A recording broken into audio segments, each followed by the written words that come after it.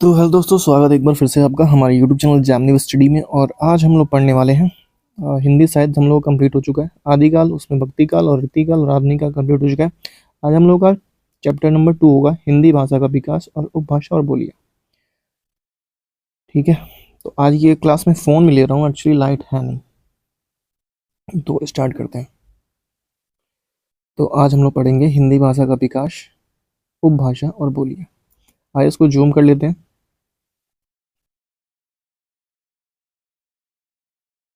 देखिए, भाषा की परिभाषा हम लोग पहले देखते हैं। ठीक है, भाषा किसे कहते हैं। देखिए, समानता मनुष्य द्वारा बोली गई स्पष्ट ध्वनि को ही भाषा कहते हैं। भाषा शब्द की उत्पत्ति संस्कृत के भाष धातु से हुई है, जिसका अर्थ होता है कि वाणी को स्पष्ट रूप से व्यक्त करना, या भाषा के माध्यम से मनुष्य अपनी भावनाओं, विचारों, अभिव्यक्ति को व्यक्त करता है। अर्थात भाषा व्यक्त या वांची मनुष्य द्वारा व्यक्ति या व्यक्त वाणी को ही भाषा कहते हैं। जो कहा जाए, भाषा के माध्यम से हम अपने व दूसरों के भावों विचारों को व्यक्त या ग्रहण कर सकते हैं, ले या दे सकते हैं। भाषा की परिभाषा देना सरल नहीं है। भाषा वैज्ञानिकों ने इसकी अलग अलग परिभाषाएं दी, लेकिन सभी की कुछ न कुछ त्रुटिपूर्ण है। आचार्य देवेंद्रनाथ के अनुसार भाषा की परिभाषा उच्चारित ध्वनि संगीतों की सहायता से भाव, विचार और पूर्ण अभिव्यक्ति अथवा जिसकी सहायता से मनुष्य परस्पर विचार विनिमय या योग या संयोग कर सके, उस यादृच्छिक रूढ़ ध्वनि संगीत की प्रणाली को भाषा कहते हैं। भाषा एक प्राचीन सनातन देश है। भारत एक प्राचीन सनातन देश है, जिसका संस्कृत इस देश की सबसे प्राचीन भाषा है। संस्कृत, इसका व्यवहार हमारे प्राचीन ऋषि मुनियों, विद्वानों और कवियों ने समय समय के अनुसार किया है। संस्कृत को आर्य भाषा या देव भाषा भी कहते हैं। संस्कृत भाषा का प्राचीनतम रूप संसार की सर्वप्रथम संस्कृत की कृति जो थी ऋग्वेद में देखने को मिलती है। भाषा की इसी आर्य भाषा का संस्कृत की उत्तराधिकारी है। संस्कृत को हिंदी भाषा इसी आर्य भाषा संस्कृत की उत्तराधिकारी है। स्पष्ट रूप से हम कह सकते हैं कि भाषा सामाजिक मनुष्यों के बीच भाव, विचार, बहस और पारस्परिक आदान प्रदान का अत्यंत महत्वपूर्ण हिस्सा है या माध्यम है। नेक्स्ट, भाषा के संबंध में 3 बातें विचारणीय हैं। पहली, भाषा ध्वनि संकेतिक है। दूसरी, ये यादृच्छिक है। तीसरी, यह रूढ़ है। क, उचित शब्दों के युग्म या संकेतों के माध्यम से कहते हैं, लेकिन यह संकेत स्पष्ट होने चाहिए। मनुष्य के दुर्लभ और जटिल मनोभाव को भाषा व्यक्त करती है, किंतु मात्र संकेत ही भाषा नहीं है। जैसे कि रोड की ट्रैफिक लाइट लाल होना रुकने का संकेत होता है, परंतु भाषा में इस तरह के संकेत को कोई अर्थ नहीं होता। लेकिन संकेतों को प्रत्येक व्यक्ति ठीक तरह से समझ नहीं पाते, और ना ही उन विचारों या भावों को स्पष्ट रूप से व्यक्त या ग्रहण कर पाते हैं। अर्थात भाषा सार्थक और स्पष्ट होना अनिवार्य है। भाषा एक यादृच्छिक संकेत है। यहाँ इनके शब्द अथवा अर्थ में कोई तर्क संगत जुड़ाव होता है। हमारे द्वारा कुत्ता, गाय, कौवा आदि का पुकारा जाता है।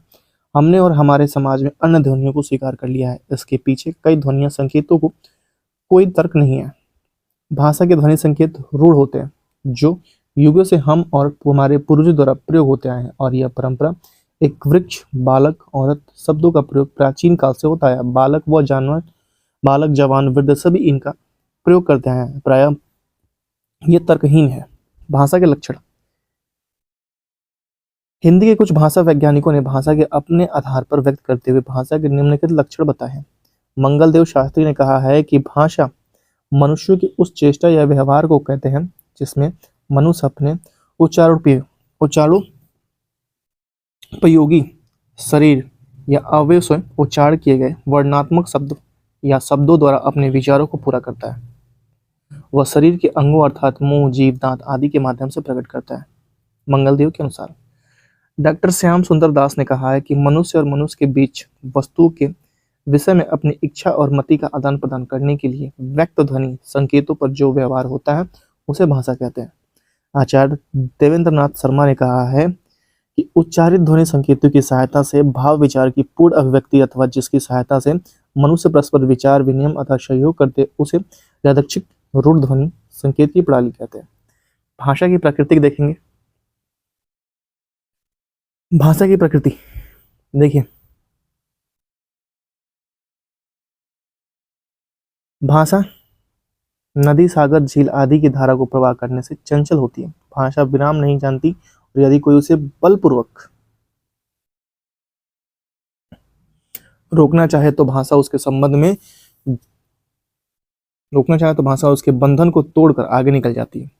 यह ठीक उसी प्रकार है जिस प्रकार जल धरातल के अनुरूप अपना स्वरूप ग्रहण करता है। भाषा अपने आंतरिक गुण या स्वभाव की भाषा की प्रकृति कहते हैं। प्रत्येक देश की भाषा की ऐतिहासिक ऐसी बात देखी जाती है कि समानतः प्रत्येक देश क्षेत्र में भाषाएं अन्य क्षेत्रों की भाषाओं से भिन्न होती है। भाषा एक खूबसूरत प्राकृतिक में से एक है। भाषा जो है नदी, सागर, झील आदि के जल की भांति सदैव बहती रहती है। जिस तरह जल धरातल के अनुरूप अपना स्वरूप ग्रहण करता है, ठीक उसी प्रकार से भाषा भी देश, वर्ग, क्षेत्र, समाज, काल एवं सामाजिक परिस्थितियों के अनुरूप अपना स्वरूप विकास करती रहती है। भाषा अपने आंतरिक गुण या स्वभाव को भाषा की प्रकृति कहते हैं। समानतः प्रत्येक देश क्षेत्र की भाषाएं अन्य क्षेत्रों से भिन्न होती हैं। भाषा की यह प्राकृतिक एक खूबसूरत प्राकृतिक में से एक है। भाषा के दो रूप मुख्यतः लिखित और कथित।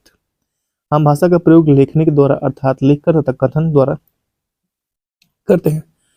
काल और देश के अनुसार भाषा अनेक रूपों में बटी है। संसार में अनेक भाषाएं प्रचलित होने के यही कारण है कि भाषा वाक्यों से बनी है। वाक्य शब्दों से और शब्द मूल ध्वनियों से बनते हैं। इस प्रकार के शब्द वाक्य और मूल ध्वनियों की भाषा के अंग है।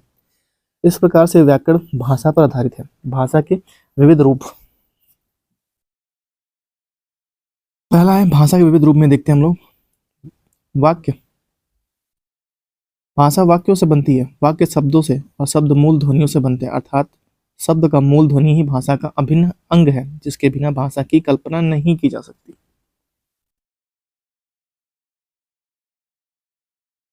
ठीक है।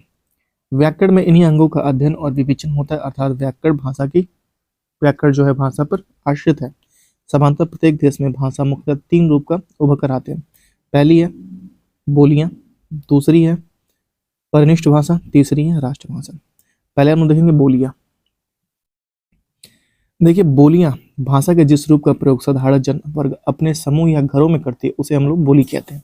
भारत में लगभग 650 से अधिक बोलियां बोली जाती हैं जो घास पत्ती की तरह स्वतः जन्म लेती है और किसी विशेष क्षेत्र में बोली जाती हैं। भाषा सीमा पश्चिम में जैसलमेर राजस्थान, उत्तर में अंबाला हरियाणा, उत्तर में पश्चिम और हिमाचल प्रदेश से पूर्व से लेकर भागलपुर बिहार, दक्षिण पूर्व से लेकर रायपुर छत्तीसगढ़ में, जहां अनेक के निवासी सामान्य भाषा बोलचाल हिंदी है। यहाँ की सामान्य भाषा क्या है? हिंदी है। नेक्स्ट है हिंदी की उपभाषाएं। देखिए पश्चिमी के अंतर्गत क्या क्या बोली जाती है? पश्चिमी के अंतर्गत क्या क्या बोली जाती है?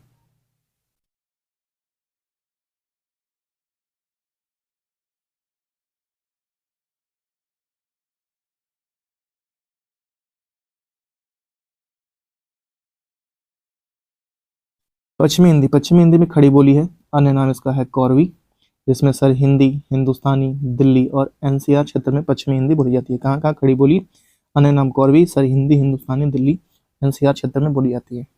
ब्रज भाषा, अन्य नाम अंतवेदी, इसमें मथुरा आता है, आगरा आता है, एटा, भरतपुर और अलवर आता है। बांगरू अन्य नाम हरियाणवी, रोहतक और हिसार में क्षेत्र में बोली जाती है बांगरू। बुंदेल झांसी और जालौन की तरफ में, हमीरपुर, विदिशा और ग्वालियर में बोली जाती है। नेक्स्ट पूर्वी हिंदी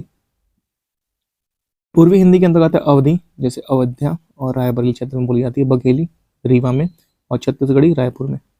नेक्स्ट है राजस्थानी हिंदी, इसमें आता है जयपुरी जयपुर में, मेवाती मेवात में, मालवी उज्जैन में, मारवाड़ी जोधपुर बीकानेर में बोली जाती है। नेक्स्ट पहाड़ी हिंदी के अंतर्गत आता है गढ़वाली, जैसे टिहरी है, कुमायूनी अल्मोड़ा है, पश्चिमी पहाड़ी जैसे कुल्लई कुल्लू में बोली जाती है। पहाड़ी हिंदी के अंतर्गत आता है गढ़वाली, कुमायूनी और पश्चिमी।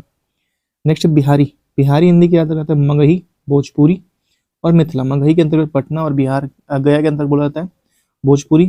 पूर्वी उत्तर प्रदेश मिर्जापुर, गोरखपुर, उज्जैन साइड में बोला जाता है और मैथिली दरभंगा और मुंगेर में बोला जाता है।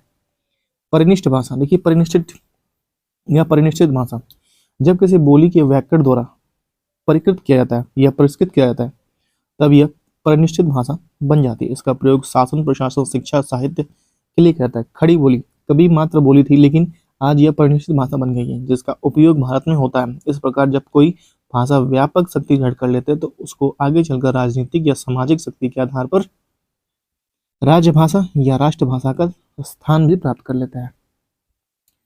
राष्ट्रभाषा, देखिए भारत में राष्ट्रभाषा का आशय राष्ट्रभाषा से है। राष्ट्रभाषा एक भावात्मक क्षेत्र है। राष्ट्रभाषा में समस्त राष्ट्रों की एकत्रित करने, उसमें राष्ट्रता भावना को जागृत करने तथा राष्ट्र गौरव की भावनाओं को संवहन करने की शक्ति होती है राष्ट्रभाषा में। वर्तमान समय तक भारत के संविधान में किसी भी भाषा को राष्ट्रभाषा का दर्जा नहीं दिया गया। हिंदी भाषा वो बोली। राज्यभाषा, राज्यभाषा का अर्थ है राज्य की भाषा। प्रत्येक राज्य में अपनी अपनी भाषाएं हैं। प्रत्येक राज्य अपनी अपनी सीमा में अपने राज्य की भाषा में कार्य करते हैं। संपर्क भाषा, संपर्क भाषा का अर्थ है जोड़ने वाली भाषा। संपर्क या जनसभा भाषा वह जो किसी क्षेत्र, राज्य या देश के ऐसे व्यक्तियों के बीच विचार विनिमय का कार्य करे जो एक दूसरे की भाषा नहीं बन जानते। भारत में प्राचीन काल में संस्कृत संपर्क भाषा थी, परंतु आधुनिक युग में धीरे धीरे हिंदी ने उसका स्थान ले लिया। वर्तमान में हिंदी भारत की संपर्क भाषा, अंग्रेजी अंतर्राष्ट्रीय स्तर पर संपर्क भाषा के रूप में प्रयोग की जाती है। अंग्रेजी को अंतर्राष्ट्रीय स्तर पर संपर्क भाषा के रूप में प्रयोग किया जाता है। नेक्स्ट है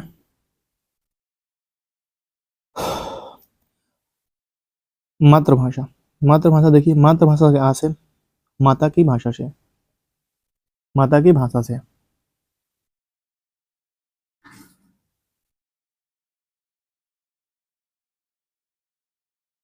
ठीक है, मातृभाषा या माता पिता की सामान्य बोलचाल, परिवार में सदस्य के अनुकरण से सीधी बोले या प्रकृति भाषा मातृभाषा कहलाती है। मातृभाषा समाज द्वारा स्वीकृत मानक भाषा होती है।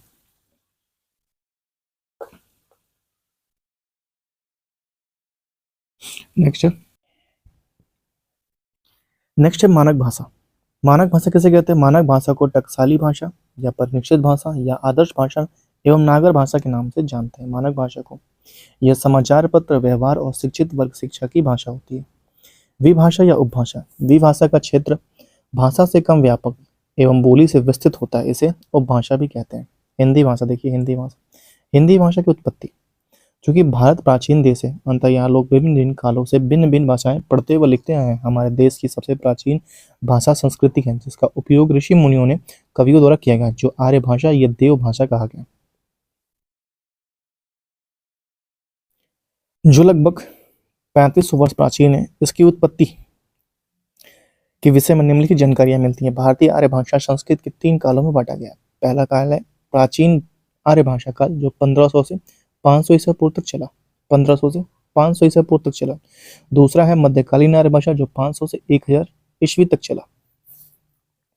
तीसरा है आधुनिक आर्य भाषा काल, जो 1000 से आज तक चल रहा है।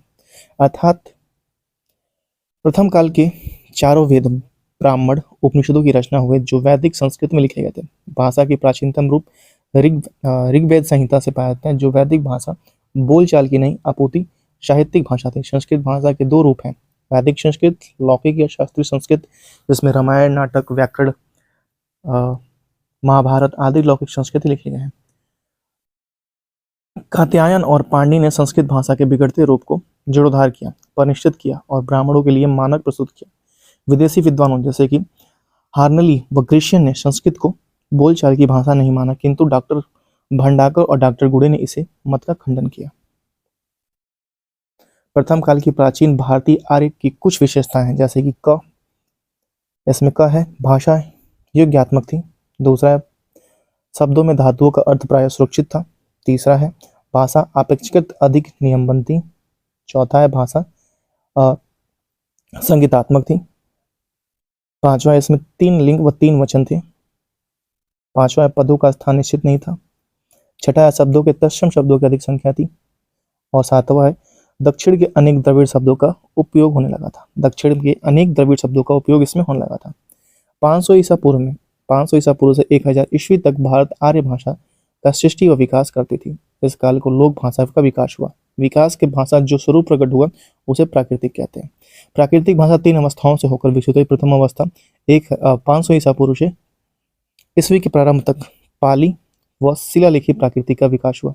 जो दूसरी अवस्था ईस्वी के आरंभ से 500 ईस्वी तक था अनेक प्रकार की प्राकृतों का, और तीसरी अवस्था जो 500 से 1000 ईस्वी तक था अपभ्रंशों का विकास हुआ। 500 से 1000 ईस्वी के बीच में अपभ्रंशों का विकास हुआ। पाली भाषा प्रथम देश भाषा बनी, जिसकी किसी भाषा को भगवान बुद्ध और उनके अनुयायी जनसाधारण का उपदेश देते थे। पाली भाषा में जनसाधारण का उपदेश इसी भाषा में लोग देते थे। नेक्स्ट है कि लोग पाली भाषा को मगधी कहते थे क्योंकि मगध में इसका उद्गम और सृष्टि हुई थी। इसके तत्सम शब्दों का प्रयोग अधिक हुआ था। पहली सदी 500 ईस्वी तक उत्तर भारत में विभिन्न क्षेत्रों का प्राकृतिक भाषा का विकास हुआ। 500 ईस्वी तक हिंदी भाषा का विकास और क्रम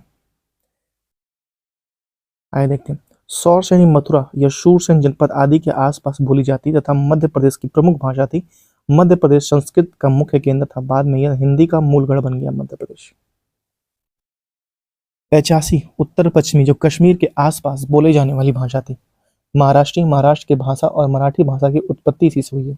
अर्धमागधी प्राकृतिक का क्षेत्र मगध और शौरसेनी प्राकृतिक के बीच क्षेत्र का था, जो प्राचीन कौशल के आसपास में प्रचलित थी। इस भाषा का अधिकांश प्रयोग जैन साहित्य में देखने को मिलता है। अर्धमागधी मागधी प्राकृतिक मगध क्षेत्र के आसपास की प्रचलित थी। 1000 ईस्वी से मध्यकालीन आर्य भाषा सर्वोत्तम विकास अपभ्रंश से हुआ, जो वरुचि से प्राकृतिक व्याकरण के प्राकृतिक को नवीन व पुष्टि ढांचे में ढालकर लोक भाषा अपभ्रंश ने परिनिष्ठित प्राकृतिक को सम्मुख चुनौती दी और पंडितों की भाषा लोक भाषा अपभ्रंश में आगे बढ़कर अपभ्रंशों में पूर्णतः विकसित हुई। और अपभ्रंश का अर्थ होता है बिगड़ा, गिरा, भ्रष्ट हुआ, जिसके अनेक नाम प्रचलित हैं। अवहट देश भाषा, ग्रामीण भाषा आदि आधुनिक आर्य भाषाओं हिंदी बांग्ला मराठी पंजाबी उर्दू की उत्पत्ति अपभ्रंशों से हुई है। अपभ्रंश का ही परिनिष्ठित विकास मध्य प्रदेश में हुआ और मध्य प्रदेश में संस्कृत प्राकृतिक और अपभ्रंश कोई योग को हिंदी का जन्म हुआ। 500 ईस्वी से 1000 ईस्वी तक काल को अपभ्रंश काल कहा गया। अपभ्रंश और पुरानी हिंदी के मध्य के समय को संक्रांति काल कहा गया। माफ कीजिएगा, संक्रांति काल कहा गया। चंद्रधर शर्मा गुलेरी ने राजा मुंज को पुरानी हिंदी का प्रथम कवि माना है। हमारी भाषा का नाम हिंदी ईरानियों की देन है। राजभाषा, अब हम यहाँ से देखेंगे राजभाषा के हिंदी का विकास। देखिए, जिस भाषा में शासन का कामकाज संपादित होता है उसे हम लोग राजभाषा कहते हैं। भारतवर्ष के लिए हिंदी भाषा का सबसे पहला राजा राम मोहन राय के सुझाया था। संविधान सभा में हिंदी का राजभाषा बनाने का प्रस्ताव गोपाल स्वामी अयंगर ने प्रस्तुत किया था। भारतीय संविधान में हिंदी को 14 सितंबर 1949 को मान्यता मिल रहा है। संविधान के अनुच्छेद 343 के अनुसार संघ की राजभाषा हिंदी और लिपि देवनागरी होगी। उत्तर भारत में अपभ्रंश से आधुनिक भारतीय भाषाओं का जन्म हुआ। अपभ्रंश मुख्यतः 7 प्रकार के होते हैं। उत्पन्न आधुनिक भाषाओं का उल्लेख निम्नलिखित है। अपभ्रंश और आधुनिक भाषाएं। पहला शौरसेनी अपभ्रंश, ये आपका आधुनिक भाषाएं में राजस्थानी, पश्चिमी, हिंदी, ब्रज व खड़ी बोली। शौरसेनी में कौन कौन से हैं? आपका राजस्थानी, पश्चिमी, हिंदी, ब्रज और खड़ी बोली। नेक्स्ट है 85 अपभ्रंश, जिसमें पंजाब और लहंदा है। नेक्स्ट है खस अपभ्रंश, जिसमें पहाड़ी, कुमाऊनी और गढ़वाली है। नेक्स्ट है महाराष्ट्रीय अपभ्रंश, जिसमें मराठी है। नेक्स्ट है ब्राह्मण अपभ्रंश, जिसमें सिंधी है। अर्धमागधी अपभ्रंश, जिसमें अवधी, बघेली, छत्तीसगढ़ी और पूर्वी हिंदी है। मागधी अपभ्रंश, जिसमें बिहारी, बंगाली, उड़िया और असमिया है। 1100 ईस्वी के बाद से आधुनिक भाषाओं का युग प्रारंभ हुआ और 14वीं शताब्दी में इन भाषाओं का स्पष्ट रूप सामने आया और कुछ समय तक अपभ्रंश की प्रवृत्तियां तो मिली जुली रही, फिर धीरे धीरे छिड़ होती गई।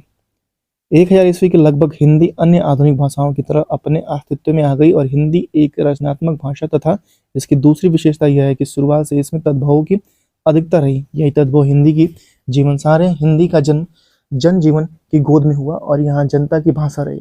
हिंदी की मूल उत्पत्ति शौरसेनी अपभ्रंश से मानी जाती है। हिंदी के अंतर्गत उसके निम्न रूप प्रचलित है। आइए देखते हैं कौन कौन से रूप। पश्चिमी हिंदी के अंतर्गत देखते हैं पहले कौन कौन सा है। ब्रजभाषा है, बुंदेली है, कन्नौजी है, राजस्थानी है, बांगरू और खड़ी बोली आती है। पूर्वी हिंदी के अंतर्गत कौन कौन से आते हैं? अवधी, बिहारी और छत्तीसगढ़। पहाड़ी प्रदेश की बोलियां हैं कुमाऊनी और गढ़वाली। खड़ी बोली हिंदी की मूल आधार भाषा बन गई जो 200 वर्षों तक विकास हो रही थी। इसकी समृद्धि में इसकी सभी बोलियों ने योगदान दिया, जिसका वजह से यह देश के कोने कोने में फैल गई। हिंदी भाषा का संक्षिप्त परिचय। नामांकन और इतिहास हिंदी भाषा का। सामान्यतः अधिकांश लोग को लगता है कि स्लोगन हिंदी, हिंदू और हिंदुस्तान एक संस्कृत भाषा की उत्कृष्ट है, जबकि सत्यता यह है कि यह फारसी शब्द है। हिंदी के नामांकन का एक दिलचस्प कथा, एक मिनट रुक जाइए। हिंदी के नामांकन की एक दिलचस्प कथा बताते हैं, जिसका विवरण इस प्रकार है। हिंदी की उत्पत्ति अर्थात 8वीं सदी में आज तक हिंदी के हमने समानतः 3 तरह के अर्थों के रूप में ग्रहण किया। पहला है व्यापक अर्थ के रूप में, दूसरा है साधारण अर्थ के रूप में और तीसरा है विशिष्ट अर्थ के रूप में। पहला, मुसलमानों में भारत के आगम से पूर्व हिंदी का स्वरूप व्यापक अर्थ में प्रयोग होता था, जो कि सतत प्रभावित हो रही थी। अर्थात व्यापक अर्थ में हिंदी, हिंदू, भारत से जुड़े किसी भी व्यक्ति, स्थान पर या भारत में बोले जाने वाली किसी भी द्रविड़, आर्य या भारत की अन्य भाषाओं का प्रयोग की जाती थी। अर्थात हिंदी का प्रयोग किसी भी भारतीय व्यक्ति, वस्तु, स्थान और भारतीय अन्य भाषाओं के साथ प्रयोग की जाती थी। ईरानियों की प्राचीन धर्म पुस्तक अवेस्ता हिंदी और हिंदू आदि शब्दों का लिखित वर्णन है, जो हमें हिंदी के इतिहास का दर्शन कराता है या दर्शाते हैं। मध्यकालीन ईरान में हिंदू इंक विशेषण प्रत्यय का प्रयोग हो गया। हिंदुइक मतलब हिंदिक, फिर बाद में हिंदिक शब्द की रचना है। मध्यकाल के अंत में फिर शब्द में व्यंजन का लोप हो गया, अंत में हिंदी हो गया। शब्द हिंदू के विशेषण के रूप में प्रचलित हो गया और शुरुआत में हिंदी शब्द एक देशबोधक शब्द था, लेकिन हिंदी शब्द को सिंध या सिंधी से संबंध करते हुए इसकी प्रमुख वजह यह थी कि ईरान श शब्द का उच्चारण ह की तरह करते थे। यह प्रयोग 8वीं सदी तक इस तरह चलता रहा और ईरान से ही हिंदी और हिंद शब्द अन्य देशों, अरब, मिस्र, सीरिया आदि अन्य देशों में प्राप्त हुआ। लेकिन अब हिंदी शब्द का इस व्यापक अर्थ में प्रयोग नहीं होता। भारतीय संविधान ने इस शब्द का अंगीकार भारतीय संघ की राजभाषा के रूप में किया। भारत के किसी भी प्राचीन धर्म ग्रंथ में हमें हिंदी, हिंदू तथा हिंदुस्तान शब्दों का प्रयोग वर्णन नहीं मिलता और ना ही हास्यास्पद कि हिंदी शब्द का प्रयोग, इसकी उत्पत्ति का वर्णन भारत के किसी भी प्राचीन ग्रंथ में नहीं मिलता, अपितु ईरानी धर्म के ग्रंथ में मिलता है। भाषा के साधारण सामान्य अर्थ में जवाने हिंद का प्रयोग हमें मध्यकालीन फारसी तथा अरबी इतिहास में देखने को मिलता है। 6वीं शताब्दी के भाषा नौशेखा के राजकवि ने पंचतंत्र में प्रयुक्त भाषा को जवाने हिंदी संज्ञा दी थी, जिसमें हिंदी का सामान्य या एक मिनट रुकिए सामान्य या साधारण प्रयोग भारत के संपूर्ण भाषाओं अर्थात संस्कृत, प्राकृतिक, अपभ्रंश, पाली के लिए किया गया। उपयुक्त ज्ञान से स्पष्ट होता है कि हिंदी शब्द का प्रयोग देश के बाहर सामान्यतः 2 अर्थों में हुआ। प्रथम यह कि देश संबोधन के अर्थ में तथा द्वितीय भारतीय भाषाओं के अर्थ के रूप में, परंतु आज दोनों ही अर्थ पुराने और अपनी महत्वता को स्फूर्त हो चुके हैं। हिंदी शब्द का भाषा के अर्थ में प्रयोग अपभ्रंश, प्राकृतिक और स्वतः असंस्कृत अथवा किसी भी प्राचीन भारतीय आर्य भाषा में नहीं हुआ है और ना ही आश्चर्यजनक तथ्य है ना, ये आश्चर्यजनक तथ्य ये लिखा हुआ है यहाँ पे, कोई बात नहीं। तुलसीदास ने कहा का भाषा का संस्कृत प्रेम चाहिए, साच। वही कबीर ने कहा कि संस्कृत है कूप जल, बाखा भात नीर। परंतु मुस्लिम परंपरा ने के कवि व विद्वानों ने उत्तर भारतीय मध्यकालीन भंजन भाषा को हिंदवी राष्ट्र संबोधित किया। अमीर खुसरो ने लिखा है कि तुर्क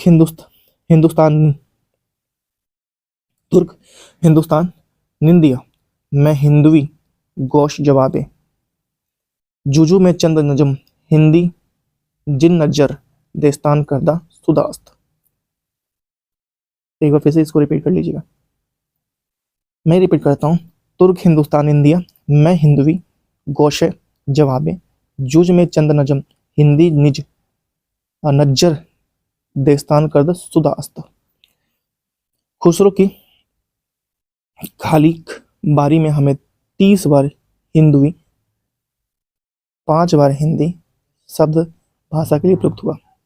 इस प्रकार मुस्लिम कवि जायसी ने 16वीं शताब्दी में हिंदवी शब्द का प्रयोग किया, जैसे कि उनकी उक्ति में स्पष्ट है, तुर्की अरबी हिंदवी भाषा तेती आई, तुर्की अरबी हिंदवी भाषा तेती आई, जामे मारग प्रेम का सबे सराहता ही। एक बार फिर से पढ़ देते हैं, तुर्की अरबी हिंदवी भाषा तेती आई, जामे मार्ग प्रेम का साबे सराहता है। नेक्स्ट 16वीं 17वीं सदी के दक्षिण मुसलमान कवियों ने, जिन्हें दक्खनी हिंदी कवि कहा था, ने भी हिंदी शब्द का प्रचुर प्रयोग अपनी रचनाओं में किया। डॉक्टर धीरेन्द्र वर्मा का संदर्भ में मत है कि 17वीं शताब्दी तक हिंदी और हिंदवी शब्द का समानार्थक थे। इसकी पुष्टि इसमें से की जा सकती है कि 17वीं सदी के में दक्खनी कवि मुल्ला जॉइन ने सबरस की भूमिका में हिंदी शब्द का ही प्रयोग किया। हिंदी का अर्थ या हिंदवी समानता मध्य प्रदेश की भाषा के लिए प्रयोग होती थी। नेक्स्ट है, उक्त विशेषणाओं तथा तथ्यों से स्पष्ट होता है कि हिंदी का नामांकन भारतीय हिंदुओं ने नहीं अपितु ईरान और अरब ने तथा भारत में बसे मुसलमानों द्वारा हुआ था। सबके बावजूद मुसलमानों ने हिंदी प्रदेश को फैल विभिन्न भिन्न बोलियों को न अपनाकर दिल्ली और मेरठ में प्रयुक्त खड़ी बोली को अधिक श्रेष्ठ माना।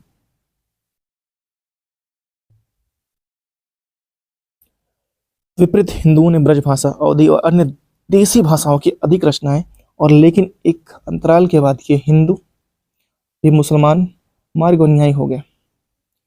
इससे स्पष्ट होता है कि मुसलमानों ने जिस अर्थ में देसी या खड़ी बोली को प्रेम व ग्रहण किया, वही हिंदी को एक सही उत्तम दिशा भी दे दी।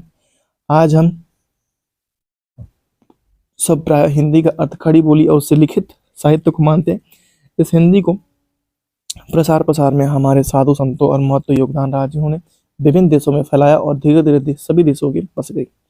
डॉक्टर सुनीत कुमार चटर्जी के शब्दों में हिंदी एक महान संपर्क साधक भाषा है। बंगाल के सूदी महापुरुषों ने इसकी गौरव गरिमा को पहचान लिया था और 1875 में बाबू केशव चंद्र सेन ने लिखा है कि हिंदी भाषा प्रायः स्वतंत्र प्रचलित है।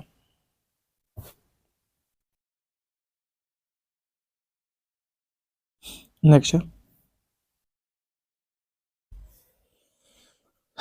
हिंदी देश की एकता संपर्क भाषा है, साधु संतों की भाषा है। हिंदी भारत की सामान्य जनता की भाषा है और देश की केंद्रीय शक्ति है। ऐसे विकसित भाषा की सीमा सीमित नहीं हो सकती।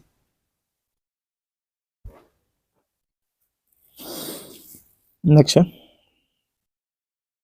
अब हम हिंदी शब्द का प्रयोग एक विशिष्ट शैली के अर्थ में समझते हैं। शुरुआत में हिंदी का प्रयोग फारसी और देवनागरी दोनों प्रकार की लिपि लेखन के लिए किया जाता था और यही नहीं, कुछ मुसलमान ने हिंदी या हिंदवी उस शैली को भी प्रचार किया जिसकी परंपरा फारसी लिपि और रुस्तम या उच्चारण में दिल्ली के आसपास की वर्तमान भाषा थी। दक्कनी हिंदी कवियों ने हिंदी को एक विशिष्ट शैली में ढाला जो आगे चलकर उर्दू की एक विशिष्ट चीज समझने जाने लगी।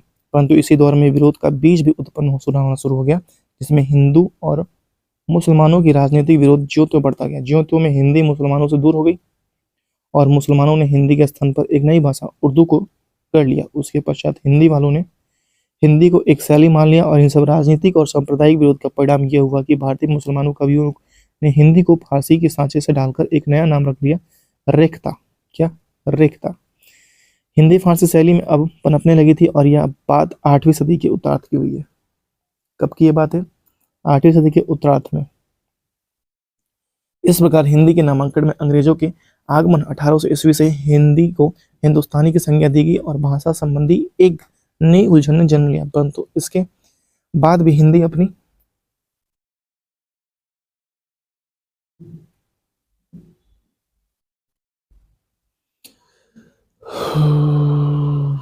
जगह स्थापित कर ली थी। यदि भारत का नाम हिंदी है तो इसकी राष्ट्रभाषा हिंदी होगी और ऐसी स्थिति में राष्ट्रभाषा को हिंदुस्तानी की संज्ञा नहीं दी जा सकती। भारतीय संविधान के अनुसार 8वीं सूची में 22 भाषाओं का उल्लेख किया गया है। पहला है हिंदी, लिपि देवनागरी होगी। संस्कृत की देवनागरी होगी। मराठी की देवनागरी है। मराठी की लिपि क्या है? देवनागरी है। नेक्स्ट असमिया लिपि देवनागरी है। उर्दू, अरबी और फारसी लिपि है। कन्नड़ का क्या है? कन्नड़ लिपि है। तेलुगु का तेलुगु लिपि है। बांग्ला का बांग्ला लिपि है। पंजाब का गुरुमुखी है। पंजाब की लिपि क्या है? गुरुमुखी लिपि है। और मलयालम का क्या है? मलयालम। और अगर नेपाली क्या है? देवनागरी। मणिपुर का मैतई। सिंधी का क्या है? देवनागरी अरबी फारसी। देवनागरी अरबी फारसी। कोंकणी का देवनागरी। बोडो का देवनागरी। मैथिली का देवनागरी और कश्मीर का देवनागरी अरबी फारसी है। और संथाली का ओल या चिक्की है। डोंगरी का देवनागरी है और गुजराती का देवनागरी है। तमिल का तमिल है और उड़िया या उड़िया का उड़िया है।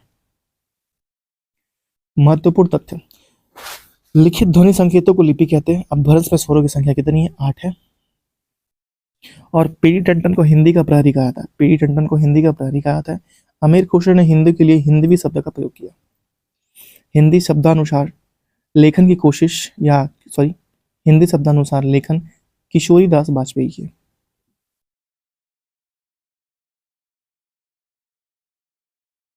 नेक्स्ट, बौद्ध धर्म से जुड़े हुए साहित्य की भाषा पाली थी। क्या थी? पाली थी।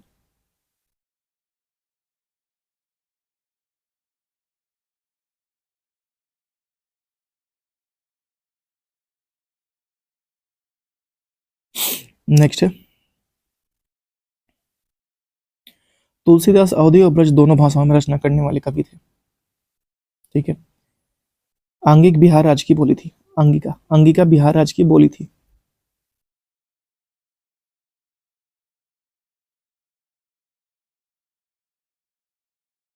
स्वयंभू को अपभ्रंश के वाल्मीकि कहते हैं। जेशुआ केटलर हिंदी का प्रथम व्याकरण लिखने वाला विद्वान था। किशोरीदास वाजपेयी को हिंदी का पाणि कहते हैं। देवनागरी लिपि का प्रयोग सर्वप्रथम गुजरात राज्य में हुआ। राहुल सांकृत्यायन ने खड़ी बोली की कौरवी नाम दिया था। पुष्टि मार्ग का जहाज सूरदास को कहते हैं। पुष्टि मार्ग का जहाज सूरदास को कहते हैं।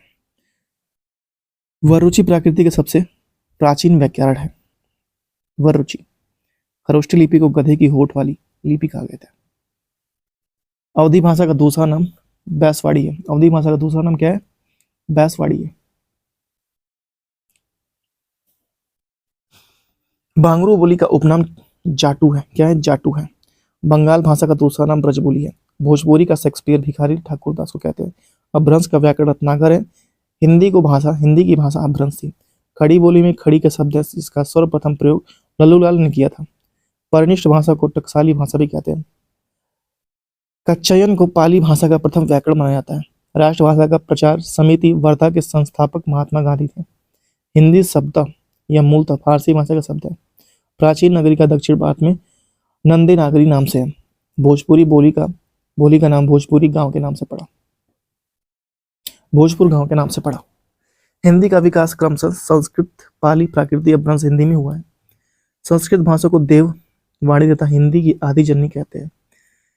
चीनी का तिब्बती परिवार को एक अक्षरी परिवार की भाषा माना जाता है। चीनी व तिब्बती भाषा परिवार को एक अक्षरी भाषा परिवार माना जाता है। देवनागरी लिपि का सर्वप्रथम प्रयोग गुजरात के शासक जय भट्ट के शिलालेख में किया गया। पूर्वी हिंदी के कर्ता के साथ ने का प्रयोग नहीं किया जाता था। पूर्वी हिंदी में कर्ता के साथ प्रयोग ने के साथ में नहीं किया जाता था।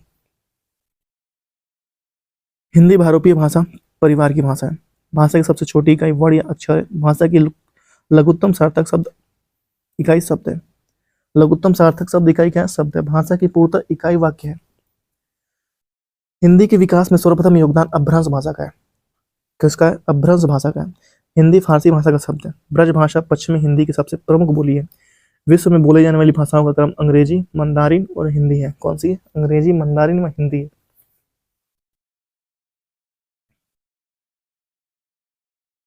नेक्स्ट, मौखिक भाषा की सबसे छोटी इकाई ध्वनि है। लौकिक संस्कृत को संस्कृत भी कहता है। लौकिक संस्कृत को संस्कृत भी कहते हैं। मुंडा संथाली भाषा का संबंध ऑस्ट्रिक भाषा परिवार से है। राजभाषा आयोग का गठन 1955 में किया गया था। कब? 1955 में किया गया था। हिंदी वियोगात्मक और विशिष्ट भाषा है। हिंदी भाषा की आदिजन्य संस्कृत है। खड़ी बोली हिंदी का अन्य नाम कौरवी है। क्या है? कौरवी है। का लेकर को देवनागरी में अ के लिए 12 खड़ी का सुझाव दिया था। केंद्रीय हिंदी संस्था का मुख्यालय आगरा में स्थित है। हिंदी विश्व हिंदी सचिवालय मुख्यालय मॉरिशस में स्थित है। पाली भाषा का अन्य नाम मागधी है। क्या नाम है? मागधी है। जयपुरी बोली का स्थानीय नाम डुंडारी है। डुंडाडी। वर्तमान में भारत में बोली जाने वाली भाषाओं का क्रम हिंदी, बांग्ला, मराठी और तेलुगु है। भारतवर्ष के लिए हिंदी भाषा का सर्वप्रथम नाम राजा राम मोहन राय ने सुझाया था। चंद्रदत्त शर्मा ने अपभ्रंश को पुरानी हिंदी से संबोधित किया था। द्रविड़ भाषा के परिवार मलयालम, तमिल, कन्नड़, तेलुगु, तुलु और कुई आदि है। कौन कौन सी है? मलयालम, तमिल, कन्नड़, तेलुगु, तुलु और कुई है। पाली भाषा का संबंध बौद्ध साहित्य से। केंद्रीय हिंदी निदेशालय मुख्यालय नई दिल्ली में। शास्त्रीय भाषाएं हैं तमिल, तेलुगु, संस्कृत, कन्नड़, मलयालम, उड़िया, मराठी, पाली, प्राकृतिक, असमिया और बंगाली। खड़ी बोली का क्षेत्र है मुरादाबाद, रामपुर, मुजफ्फरनगर, हरिद्वार, मेरठ। कन्नौजी भाषा का क्षेत्र है इटावा, कानपुर, कन्नौज, फर्रुखाबाद। देवनागरी लिपि बाएं से दाएं लिखी जाने वाली, इसमें एक क्षैतिज रेखाएं होती है जिसमें से शिरोरेखा कहते हैं। भाषा लेखन के लिए प्रयुक्त चिन्हों का व्यवस्थित रूप लिपि कहलाता है। क्या कहता है? लिपि कहलाता है।